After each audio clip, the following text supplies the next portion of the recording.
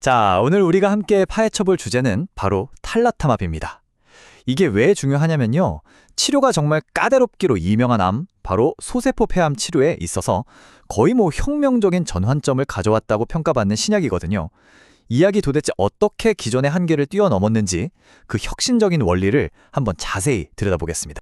네, 바로 이 질문이 오늘 이야기의 핵심이라고 할 수 있겠네요. 지난 수십 년 동안 정말 이렇다 할 발전이 없었던 이 소세포 폐암 분야에서 어떻게 새로운 희망의 불씨가 피어오르고 있는지 그 과정을 같이 한번 따라가 보시죠. 이 숫자 5에서 10%. 이게 뭐냐면요. 바로 확장기 소세포 폐암 환자의 5년 생존율입니다. 다시 말해 100명 중에 많아야 10명만이 5년 뒤에도 생존한다는 뜻이죠. 다른 주요 암들의 생존율이 수십 %인 것과 비교하면 이 암이 얼마나 공격적이고 또 예후가 안 좋은지 정말 실감이 나실 겁니다. 환자에게나 의료진에게나 거대한 벽과도 같은 그런 질병이었어요. 맞습니다. 바로 이 지점이 의학적으로 정말 시급한 그런 영역이었습니다. 첫 번째 항암 치료를 하고 나서 암이 다시 자라나면 솔직히 말해서 쓸 수 있는 카드가 거의 없었어요. 환자분들은 그냥 속수무책으로 절망적인 상황을 마주해야만 했죠. 바로 이 꽉 막힌 상황을 뚫기 위해 새로운 약이 등장한 겁니다. 자, 그렇다면 이 절망적인 상황을 바꿀 새로운 무기는 대체 어떤 원리로 작동하는 걸까요? 지금부터 우리는 이 질병과 싸우는 완전히 새로운 방식, 말 그대로 정밀 유도 무기와 같은 혁신적인 치료법에 대해 자세히 알아볼 겁니다. 탈라타맙의 핵심 기술은 바로 바이트, 즉 BITE라고 불리는 겁니다. 이중특이성 T세포 관여자, 말이 좀 어렵죠? 근데 개념은 아주 기가 막힙니다. 이름에 이중특이성이라는 말이 들어간 것처럼 서로 다른 두 개의 목표물을 동시에 딱 붙잡는 기술이거든요. 한쪽으로는 암세포를, 다른 한쪽으로는 우리 몸의 면역세포인 T세포를 붙잡아서 둘을 강제로 연결시키는 거예요. T세포가 암세포만 정밀하게 공격하도록 만드는 거죠. 이 정밀 타격의 비밀은요. 탈라타맙이 가진 두 개의 팔에 있습니다. 한쪽 팔은 소세포 폐암 세포의 85% 이상에서 발견되는 DLL3라는 아주 독특한 깃발을 찾아내서 꽉 붙잡습니다. 중요한 건 이 깃발이 정상세포에는 거의 없다는 거죠. 그리고 동시에 다른 쪽 팔은 우리 몸의 면역군대, 바로 그 T세포 표면에 있는 CD3라는 손잡이를 꽉 쥐는 겁니다. 이 과정이 마치 분자수갑처럼 작동하는 거예요. 탈라타맙이 암세포와 T세포를 그냥 강제로 연결시켜버리는 거죠.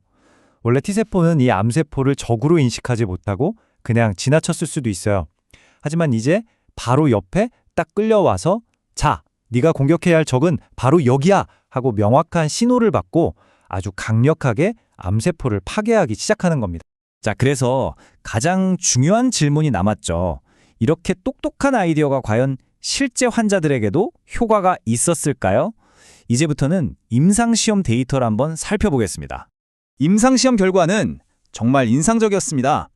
지금 보시는 이 그래프는 3상 임상시험 결과인데요. 환자들의 전체 생존기간을 비교한 겁니다. 보시다시피 기존의 표준 화학요법을 받은 환자 그룹은 생존기간 중앙값이 8.3개월이었어요. 반면에 탈라타맙 치료를 받은 그룹은 13.6개월로 훨씬 길었죠.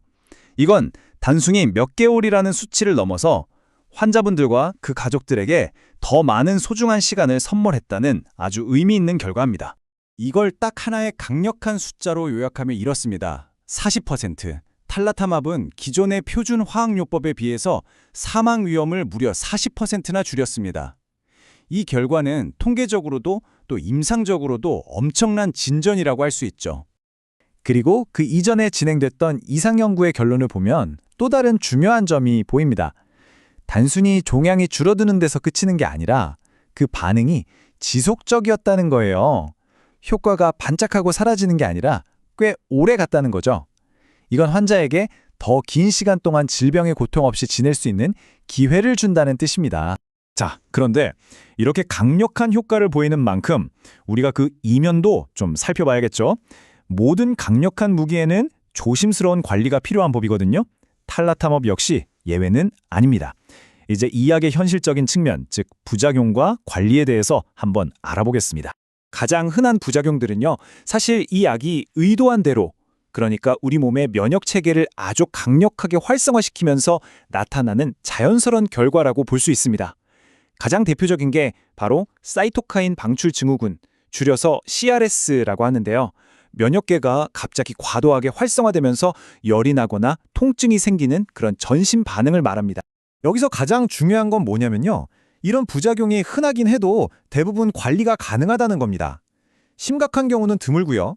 특히 부작용은 주로 치료 초기에 나타나기 때문에 의료진들은 이걸 충분히 예상하고 관리할 준비를 하고 있습니다.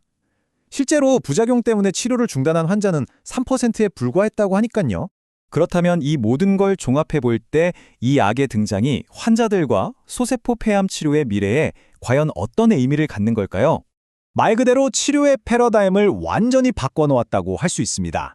이전에는 재발하면 정말 암울한 상황이었는데 이제는 DLL3라는 명확한 타겟을 공격하는 아주 효과적인 2차 치료라는 새로운 표준이 생긴 겁니다. 이건 단순히 치료 옵션이 하나 더 늘어난 게 아니라 희망의 크기 자체가 달라졌다는 걸 의미하죠. 그리고 정말 놀라운 점 중 하나는 바로 이겁니다. 탈라타맙이 우리 몸의 가장 견고한 방어막 중 하나인 혈액 내 장벽을 뚫고 뇌에 전이된 암에도 효과를 보였다는 사실이에요. 뇌 전이는 소세포 폐암 환자들에게 가장 어려운 숙제 중 하나였거든요. 그런데 이 난공불락의 요새를 공략할 새로운 가능성을 열어준 겁니다. 탈라토맙은 그야말로 소세포 폐암 치료의 판을 새로 짰습니다. 우리에게 이 지독한 암과의 싸움의 미래에 대해 아주 강력하고 또 희망적인 질문을 던지고 있죠. 과학이 어떻게 가장 어려운 도전에 맞서서 새로운 길을 열어가는지 정말 놀랍게 보여주는 사례라고 할 수 있겠습니다.